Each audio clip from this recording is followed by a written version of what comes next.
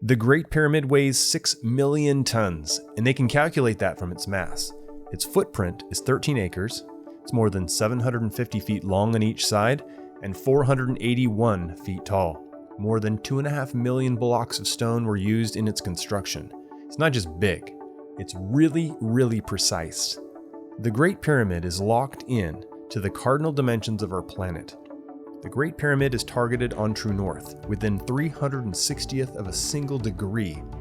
No modern builder would create a large building and add on to his or her shoulders the additional burden of aligning it to true north within a fraction of a single degree.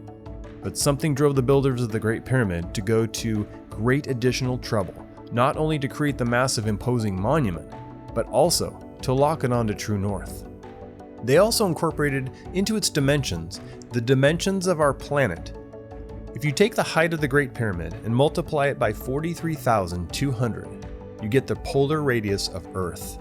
Also, if you measure the base perimeter of the pyramid accurately and multiply that measurement by 43,200, you get the equatorial circumference of the Earth.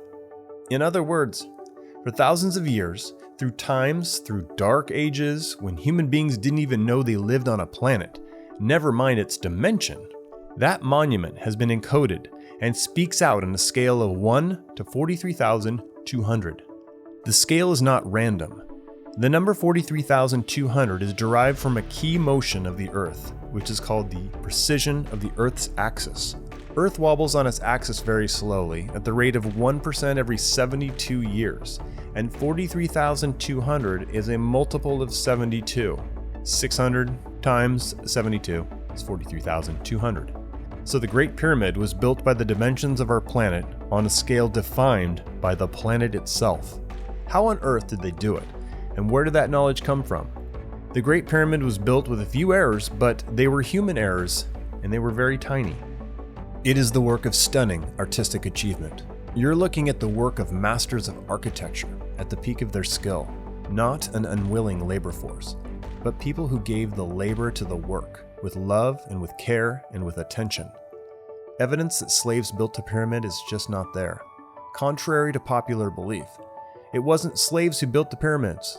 We know this because archaeologists have located the remains of a purpose-built village for thousands of workers who built the famous pyramids nearly 4,500 years ago. There are blocks of stone weighing 70 tons that have been raised more than 300 feet above the ground. Not just a couple of blocks, we're talking dozens of blocks of that weight. The average block weighs 2.5 tons. It's the moving of those huge blocks of stone, their arrangement into a high-precision monument, and the achievement of actually doing it. If you make a small mistake at the base, by the time you get to the summit of your 481-foot structure, you don't have a pyramid, you have a corkscrew. And the Egyptian builders got it all right. And nobody today can explain how they did it with the knowledge that was supposed to have been available to them in ancient Egypt, in the Old Kingdom, and the tools that were available back then. Another startling fact about the pyramids of Egypt is the existence of the intricate web of numerous tunnels and mysterious chambers and shafts under the pyramids. The tunnels are as old as the soil itself and behold thousands of artifacts. Not many people know about this, as the tunnels' excavations are supervised by the government and the information held with quite a high level of confidentiality. The details of the commodities found under these pyramids, in the tunnels, and the shafts have never been shared with the public. The Great Pyramid is still one of the greatest structures that has ever been built.